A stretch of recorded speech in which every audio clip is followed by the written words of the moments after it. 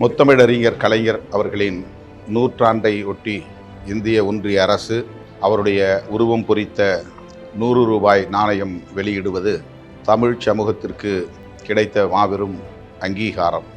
அந்த 100 ரூபாய் நாணயத்தில் தமிழ் வெல்லும் என்று முத்தமிழறிஞர் கலைஞர் அவர்கள் கைப்பட எழுதியது பொறிக்கப்பட்டிருக்கிறது. தமிழ் வெல்லும் என்றால் தமிழ்நாடு வெல்லும், தமிழ் மக்கள் வெல்வார்கள் என்று பொருள். தமிழ் வெல்லும் என்றால் குரல் சொல்லும் அறம் வெல்லும் என்று பொருள். தமிழ் வெல்லும் என்று சொன்னால் சமூக நீதி வெல்லும், சமத்துவம் மலரும் என்று பொருள். புரட்சியாளர் அம்பேத்கர், தந்தை பெரியார் போன்ற மாமனிதர்களின் கொள்கைகளை முழுமையாக உள்வாங்கிக் கொண்டவர் முத்தமிழறிஞர் கலைஞர் அவர்கள்.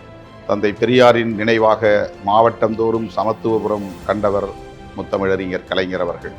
ஆகவே அவர் தன்னுடைய வாழ்வை முழுமையாக சமத்துவத்தை வென்றெடுப்பதற்காக ஒப்படைத்து கொண்டவர் என்பதை நாம் அறிவோம். தமிழ் வெல்லும் என்றால் சமத்துவம் வெல்லும் என்று புரிந்து கொள்வோம். இந்திய ஒன்றிய அரசுக்கு எமது நன்றி. முத்தமிழறிஞர் கலைஞர் அவர்களின் கருத்தியல் வாரிசாக இன்றைக்கு களத்தில் நிற்கும் தமிழக முதல்வர் அண்ணன் தளபதி அவர்களுக்கு என்னுடைய பாராட்டுகள், வாழ்த்துகள்.